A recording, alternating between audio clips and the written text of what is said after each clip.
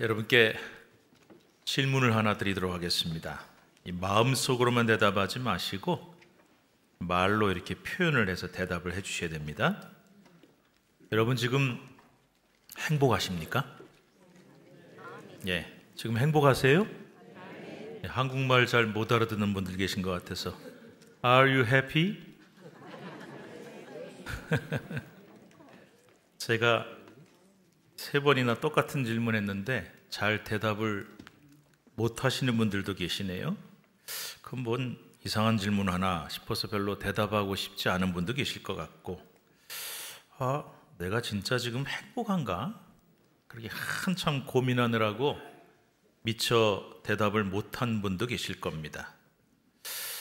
난 요즘 별로 행복하지 않은데, 그런데 또 아니요 그럴 순 없으니까 대답을 안 하시는 분도 계실 것 같습니다.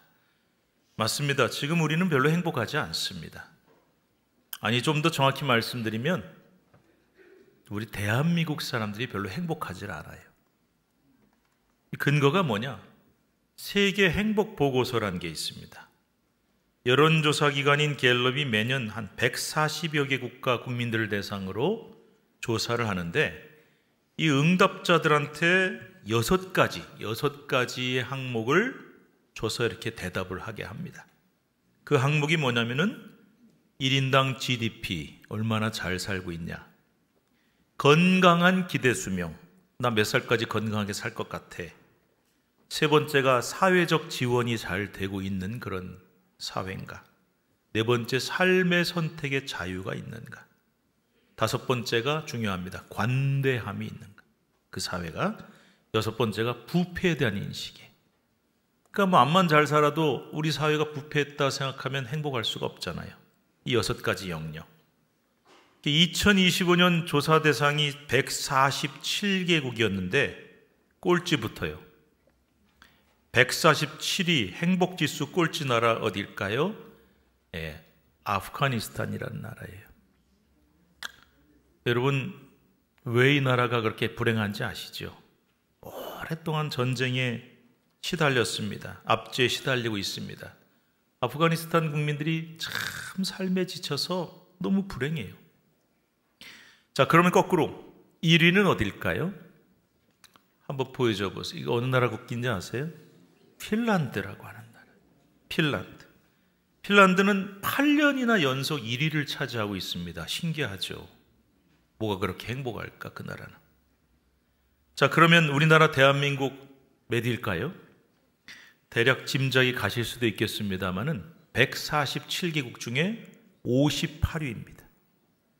그 한 칸 위가 누구냐? 57위가 필리핀이에요. 필리핀보다 한 칸 아래에 있어요. 자, 참 신기한 게, 물론 6가지 항목 중에 하나에 불과하지만 GDP, 국내 총생산이 세계 13위입니다. 그런데 행복지수는 58위입니다.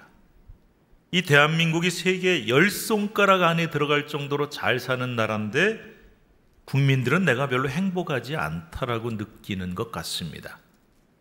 자, 그렇다면 우리는 이 통계를 보면서 정확히 이렇게 말해야 됩니다. 우리는 정말 행복하지 않은 것인가? 아니면 내가 행복하지 않다고 느끼며 사는 것인가? 얼핏 들으면 이 2가지가 같은 말처럼 느껴지지만 상당히 큰 차이가 납니다. GDP나 국력과 같은 객관적인 환경은 좋은데 여전히 내가 행복하지 않다, 불행하다라고 생각하는 것은 어쩌면 정말 우리가 행복하지 않은 것이 아니라 내가 그렇게 느끼고 있는 거죠. 나는 행복하지 않아, 나는 불행하다라고 느끼며 사는 것일 수 있기 때문입니다. 이 보고서에 따르면 코스타리카라고 하는 나라가 행복지수 세계 6위입니다. 그러니까 이 말을 보면 이게 맞는 것 같아요. 그러니까 얼마나 돈 많이 벌고 잘 사냐, 그 사이가 얼마나 그런 어떤 사회적 체계나 구조가 잘 돼 있냐도 중요하지만 어떤 느낌으로 어떻게 생각하고 사느냐. 그래서 제가 여러분께 지금 드리는 질문을 이렇게 바꿔야 될 것 같습니다. 여러분은 지금 행복하십니까? 가 아니라 여러분은 지금 행복하다고 느끼십니까? 그렇게 느끼며 사십니까? 이렇게 바꾸는 게 맞을 것 같아요. 자, 제가 다시 한번 여러분께 묻겠습니다. 대답해 보세요. 여러분 지금 행복하다고 느끼며 사십니까? 예. 이 질문에도 여전히 대답을 잘 안 하시는 분들이 계신데 그 이유가 뭔지 지금부터 말씀을 드리도록 하겠습니다. 사람들에게 물었어요. 당신은 행복의 조건이 뭐라고 생각하십니까? 어떤 게 이루어지면 당신은 행복할 것 같아요? 조건이 뭡니까? 그런데 참 신기한 것은요, 사람마다도 답이 달라요. 행복의 조건이 다른 거예요. 그런데 나라마다도 답이 다르다는 겁니다. 그만큼 개인별로 뿐만 아니라 나라별로도 행복의 조건이 다를 수밖에 없다는 거죠. 자, 다른 나라는 다 그렇다고 치고 우리나라 사람들은 행복의 조건이 뭔지 뭐라고 말하고 있는지 한번 살펴봅시다. 한국보건사회연구원이 올해 4월에 발간한 한국인의 행복과 삶의 질에 관한 종합연구 보고서, 뭐 이런 게 있어요. 근데 한국인은 무엇을 행복의 조건이라고 생각하는가? 여러분이 생각하는 거하고 비슷한지 한번 맞춰보세요. 1위, 좋은 배우자와 행복한 가정을 이루는 것 31%. 가정이 중요하다는 거죠. 2위, 건강하게 사는 것 26.3%. 3위, 돈과 명성을 얻는 것 12.7%. 그 뒤를 이어서 소질과 적성에 맞는 일을 하고 있는 것, 직업 문제겠죠. 그 다음에 여가 생활을 잘 즐기는 것, 자녀 교육을 잘 시키는 것 등등이 그 뒤를 잇고 있습니다. 그런데 신기한 것은 전체적으로 조사 결과가 쭉 나오다가 마지막에 그럼 결론적으로 이런 조건을 가지면 당신은 행복할 것 같다고 얘기하는데 그러면 당신은 행복합니까? 하고 물었더니 다들 이렇게 대답합니다. 저 별로 행복하지 않습니다. 자, 그렇다면 또다시 이렇게 말씀드릴 수밖에 없는 거죠. 그렇다면 이 사람들 말처럼 말이죠. 아까 조건 얘기했잖아요. 가정과 부부가 나는 행복해, 몸도 마음도 건강해, 돈도 있고 명성도 있어, 내가 좋아하고 잘하는 직업 일을 하고 있어, 여가 생활도 잘해, 자녀 교육도 잘해. 그러면 이거 다 되면 그럼 그 사람은 행복할까요? 그것도 아니라는 거예요. 우리 대한민국 사람들은 아마 교회 다니는 우리들도 예외가 아닐 것입니다. 정말 우리는 가정의 행복, 건강, 부와 명예를 위해서 그토록 열심히 살건만 세계 사람들이 다 인정해. 한국 사람들 정말 부지런하고 열심히 산다. 그런데 왜 그렇게 열심히 삽니까? 행복을 얻겠다고 오늘도 누구보다 더 열심히 살아가고 있지만, 그래서 방금 이야기하는 것들을 혹시 얻을 수 있는지 모르지만 문제는 그것을 얻어도 여전히 불행하다는 것입니다. 도대체 왜 그럴까요? 오늘 우리가 읽은 잠언 30장 말씀이 우리에게 그 답을 정확하게 알려주고 있습니다. 먼저 7절 8절 말씀을 함께 읽어보겠습니다. 7절 8절 시작. 내가 두 가지 일을 주께 구하였사오니 내가 죽기 전에 내게 거절하지 마시옵소서. 곧 헛된 것과 거짓말을 내게서 멀리 하시옵시며 나를 가난하게도 마옵시고 부하게도 마옵시고 오직 필요한 양식으로 나를 먹이시옵소서. 잠언은 우리 인생에 두 가지의 불행이 있다는 거예요. 두 가지의 불행. 그 두 가지 불행이 뭐냐? 너무 가난한 것과 너무 부유한 것이다. 그거 이상하지 않습니까? 너무 가난한 게 불행하다는 건 뭐 누구나 다 아는 얘기인데요. 너무 부유한 것, 돈 많은 것, 잘 사는 게 왜 불행이라 그랬을까요? 돈 많고 부유하면 너무 좋은 거 아니에요? 이해가 잘 안 가시죠? 자, 이렇게 하나님 두 가지 기도를 했잖아요. 나를 너무 가난하게도 마시옵고 부하게도 마옵소서 하고 간구해야 될 이유가 9절 말씀에 이렇게 나오고 있습니다. 9절 읽읍시다. 혹 내가 배불러서, 혹 내가 가난하여 욕되게 할까 두려워함이니. 뒤에 나온 얘기부터 먼저 합시다. 우리가 너무 가난해지면 어떻게 된다 그랬어요? 도둑질하게 된다 그랬어요. 먹고 살려고 남의 것을 탐하고 훔치게 되는 거죠. 사흘 굶어 도둑질 아니할 놈 없다. 남의 집 담 안 넘는 자 없다. 이런 속담처럼 사람이 너무 가난하고 굶주리면 범죄의 유혹에 넘어가기 쉽다는 거예요. 극심한 가난이 우리의 양심을 마비시키고 죄에 대한 경계심을 무너뜨립니다. 굶어 죽게 생겼는데 뭔 짓을 못해. 그런데 이렇게 우리가 가난 때문에 도둑질하고 죄를 저지르면 어떻게 된다 그랬어요? 9절에 이렇게 말씀하고 있습니다. 내 하나님의 이름을 어떻게 해요? 욕되게 할까 두려워함이니이다. 우리가 도둑질하고 죄를 지으면 내가 믿는 하나님의 이름을 욕되게 한다는 거예요. 자, 예수 믿는 사람이 죄를 졌어요. 그러면 사람들이 그러겠죠. 손가락질 하겠죠. 아, 예수 믿는 자가 교회 다니는 사람이 왜 그래? 집사장로 권사가 왜 저런 짓을 해? 하고 나도 손가락질 받겠지만 그보다 더 두려워해야 될 죄가 뭐냐? 나 때문에 하나님의 영광을 가리고 하나님의 이름의 먹칠을 하게 된다는 것입니다. 이런 죄, 도둑질보다 더 큰 죄, 하나님의 이름을 욕되게 하는 죄를 우리가 안 지으려면 하나님, 나를 너무 가난하게 하지 마시고 적절한 물질의 복도 주세요 하는 기도가 꼭 있어야 한다는 거죠.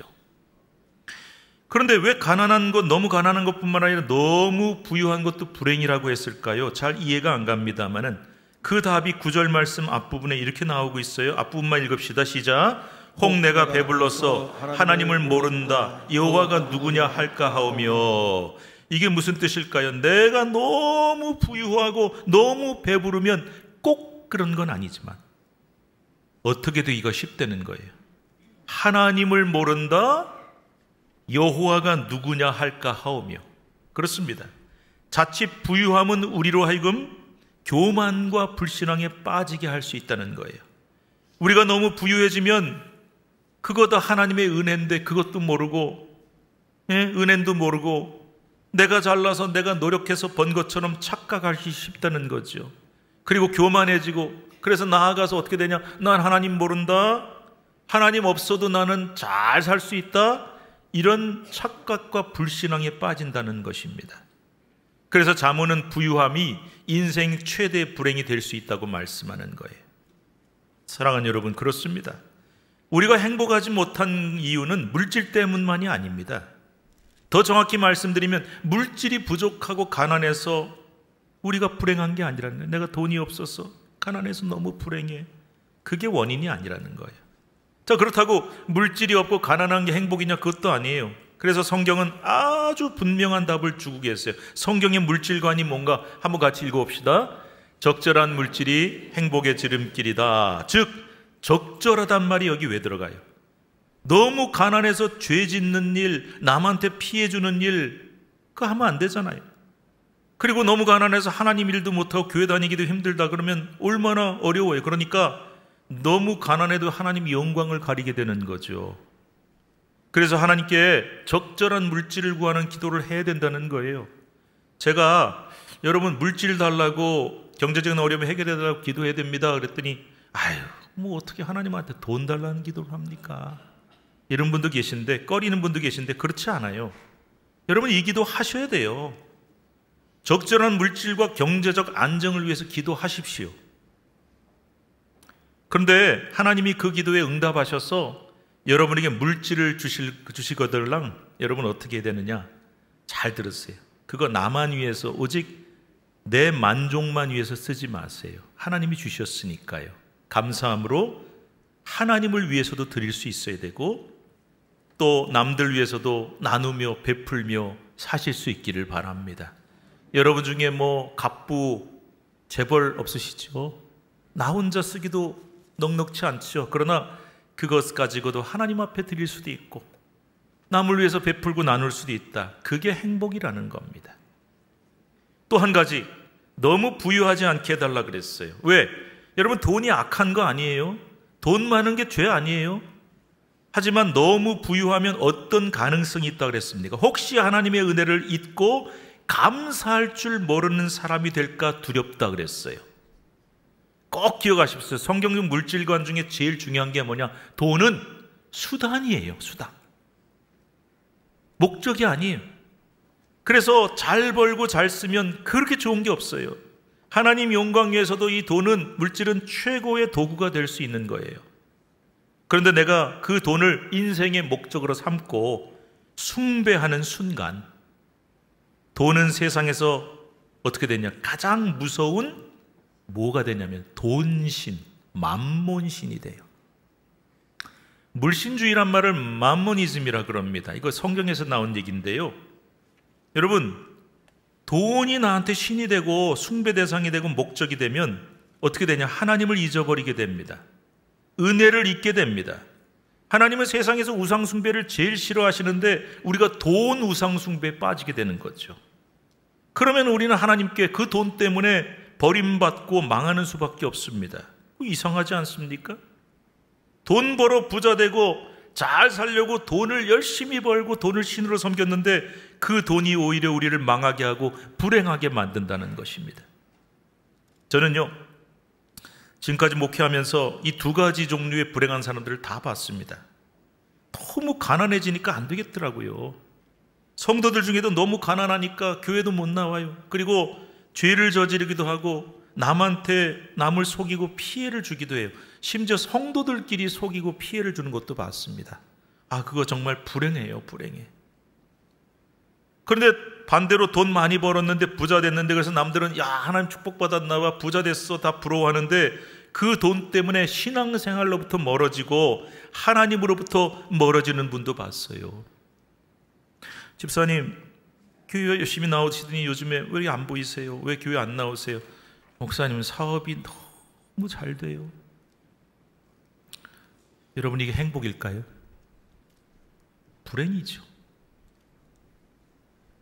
반대로 그 부유함을 인생 최대 행복으로 승화시키는 사람도 제가 봤습니다. 얼마 전에 피자 생각이 나가지고요, 이 동네에 있는 도미노 피자 이거 사 먹었습니다.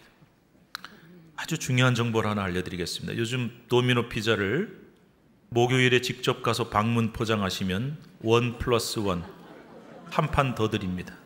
많이 애용하시기 바랍니다. 그런데 도미노 피자 창업주 얘기를 듣고 나니까 이 피자가 더 좋아졌어요. 창업주인 토마스 매너한이라는 사람인데요, 1960년에 토마스 매너한은 빌린 돈 $500를 가지고 미시간 대학 인근의 작은 피자 가게를 시작합니다. 피자 가게 얼마나 많아요? 어떻게 하면 좀 잘 될까?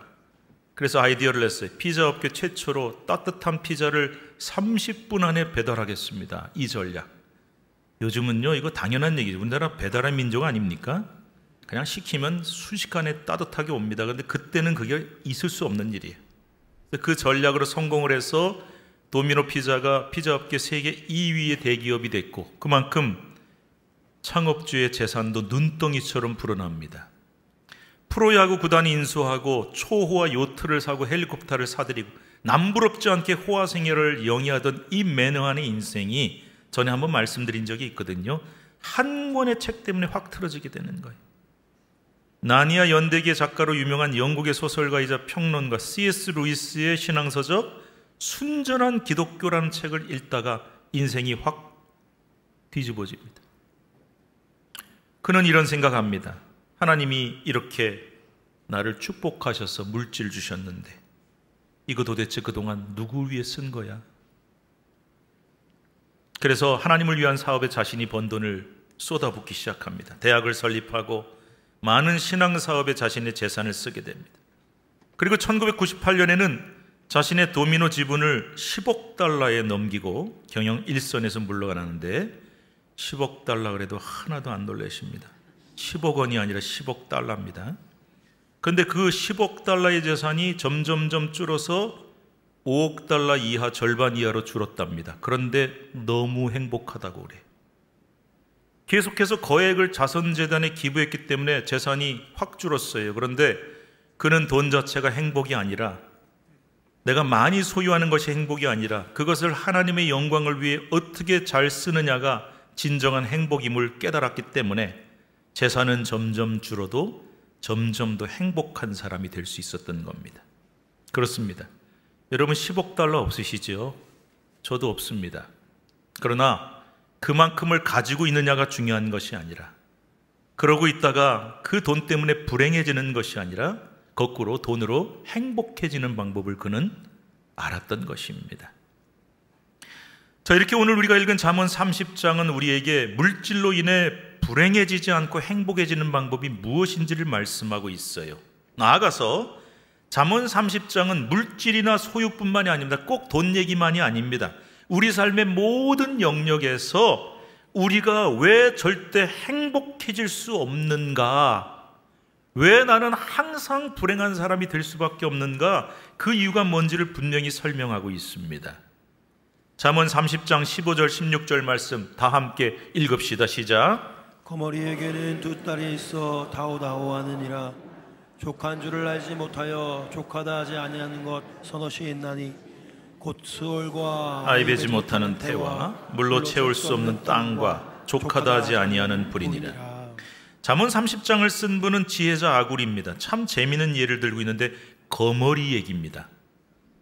거머리 얘기는 두 딸이 있는데 다오다오 하느니라. 무슨 말일까요?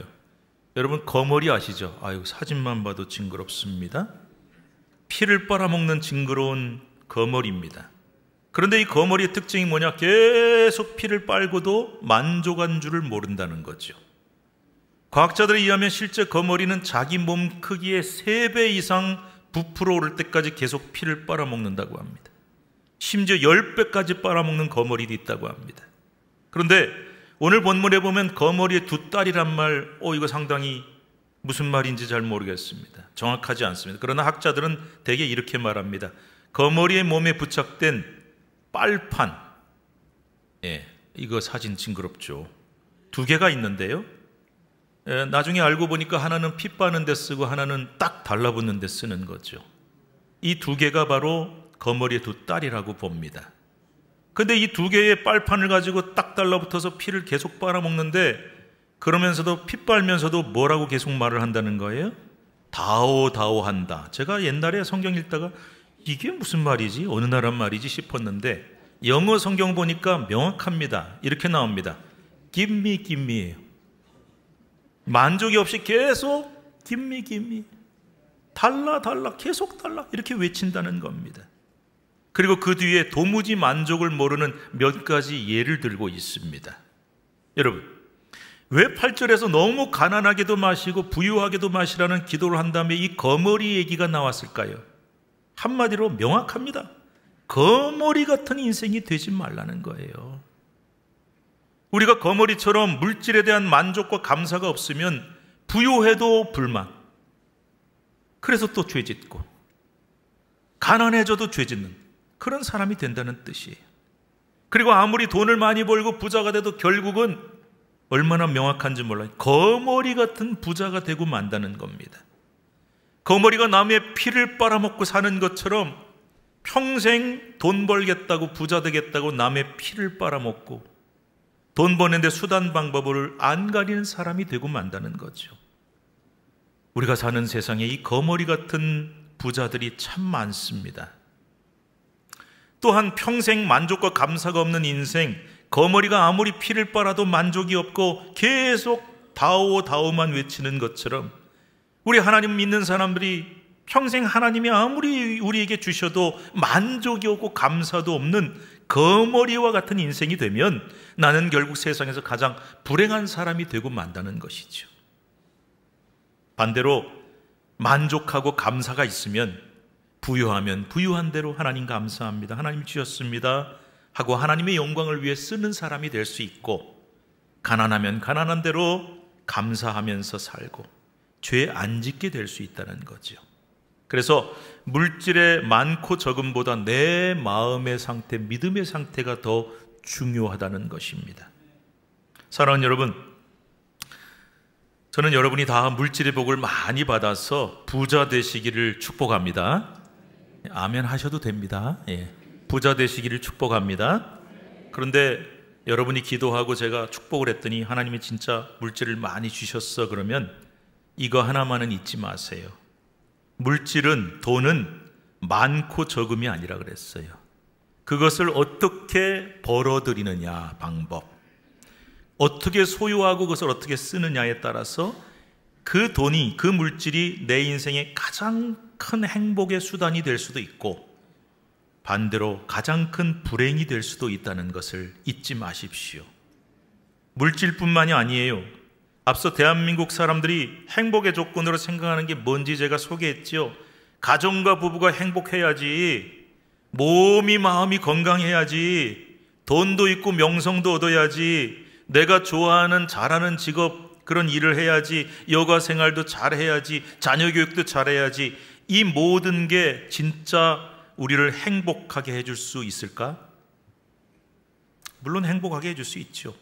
그런데 반대로 그 모든 것을 얻어도 결국 그것 때문에 우리가 불행한 사람이 될 수도 있다는 것입니다. 아까 그랬죠. 집사님, 요새 교회에 잘 안 나오세요. 사업이 너무 잘 돼요. 돈이 너무 잘 벌려요. 근데 그것 때문에 교회 안 나와. 하나님으로부터 멀어져. 돈 때문에. 자녀 교육 중요하죠. 중요합니다. 그런데 너 공부 열심히 해야 되니까 교회 나가지 마. 그건 아니잖아요. 건강한 몸 주셨는데 그 건강한 몸 가지고 어디다 쓰는 거야? 여가생활 잘 즐기는 거 좋습니다. 그러나 여가생활 때문에 예배 빠지는 것, 그것들이 우리를 불행하게 만드는 거예요. 여러분, 행복은 절대 조건이 아닙니다. 돈이 많아야, 건강해야, 출세해야, 모든 일이 다 술술 잘 풀려야만 행복한 게 아니에요. 그런 거 다 받고도 만족하지 못하고 감사하지도 못하는 그런 불행한 사람들이 많다 그랬죠. 그래서 행복의 조건이 이런 것들이 아니라면 그러면 뭐가 행복의 조건이냐? 따라합시다. 감사하면 행복합니다. 감사하려면 만족이 있어야 되잖아요. 그래서 무슨 조건들 이런 것들로 되는 게 아니라 내가 하나님 주신 것에 만족한 마음이 있고 어떤 환경과 조건 속에서도 자족하고 감사하는 비결을 배우면 우리는 진짜로 행복해질 수 있는 것입니다. 그래야 진짜 행복한 사람이 되는 거예요.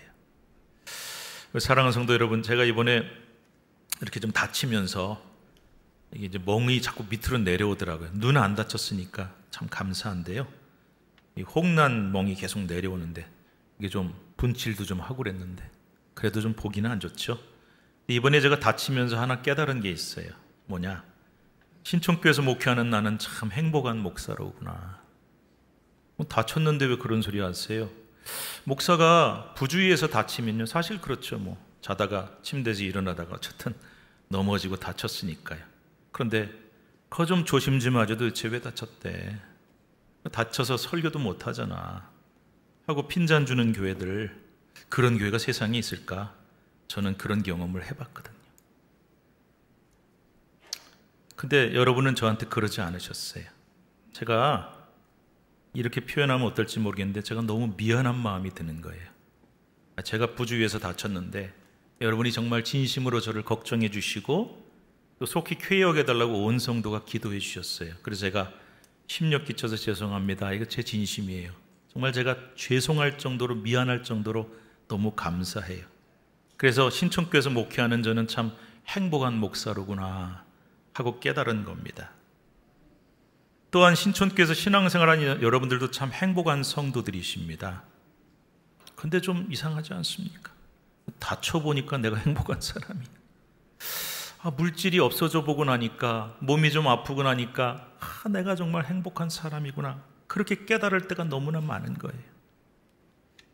아무쪼록 저와 여러분 모두가 자족한 신앙, 건강하고 감사한 신앙으로 더욱 행복한 목사와 성도 다 되시기를 주님의 이름으로 축복합니다. 이제 시 한 편 읽어드리고 말씀 마치려고 하는데요, 저는 짧은 시만 좋아합니다. 이 시도 대단히 짧습니다. 행복이라고 하는 시인데요, 나태주 시인. 행복이 뭘까?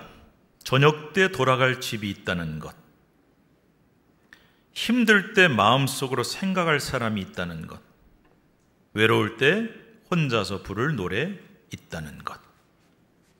짧죠? 그런데 제가 굳이 해설을 붙인다면, 무슨 내가 대단한 것을 이루고 큰 재산이나 소유를 이루는 것이 아닐지라도 오늘도 내가 저녁 때 돌아갈 가정이 있고 가족이 있고 쉴 수 있는 공간이 있다는 거, 그거 행복이라고. 뭐 대단히 성공한 사람, 유명한 사람, 남들이 다 만나고 싶고 친하게 지내고 싶어하는 그런 사람 아닐지라도 내가 힘들 때 그가 나를 위로해 줄 수 있는 사람 한 사람이라도 있다면, 내가 의지할 수 있는 사람이 한 명이라도 있다면 그게 행복 아니냐. 그리고 외로울 때 혼자 부를 노래가 있다는 것도 행복한 일이지만, 진짜 외롭고 힘들 때 찾을 수 있는 그분, 내가 의지할 수 있는 하늘 아버지가 계시다는 것, 그리고 언제든지 찾아가 기도할 수 있고 힘들고 아플 때면 마음껏 찾아가 울 수 있는 내 교회가 있다는 것, 그것이 바로 우리의 진정한 행복인 줄로 믿습니다. 기도합시다. 하나님 아버지, 세상 사람들은 행복을 조건으로 따집니다. 이거 만족되면 행복하다고. 그런데 그걸 얻어도 여전히 나는 불행하다고 평생 행복할 수 없는 사람으로 살아가고 있습니다. 그러나 오늘 우리는 물질을 주셔도 감사, 물질이 없어도 감사, 그것으로 죄짓고 하나님의 영광 가리는 것이 아니라 하나님의 영광 위에 쓸 수 있어서 감사, 건강도 하나님의 영광 위에 쓰고 가족도 자녀도 내 모든 것도 비록 화려하지 않고 풍족하지 않을지라도 주셔서 감사, 만족하며 사는 삶.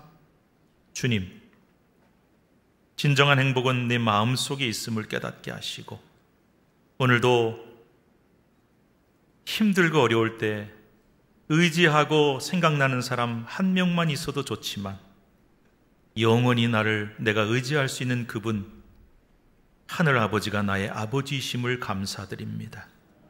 그리고 기쁠 때도 좋지만 힘들고 어려울 때 언제든지 찾아가 기도하고 마음껏 울며 위로받을 수 있는 교회가 있어서 감사합니다. 하나님의 자녀임을 감사합니다. 오늘도 우리 성도들 감사하며 만족하며 진정한 행복을 누리며 살게 하여 주옵소서. 예수님의 이름으로 기도드리옵나이다. 아멘.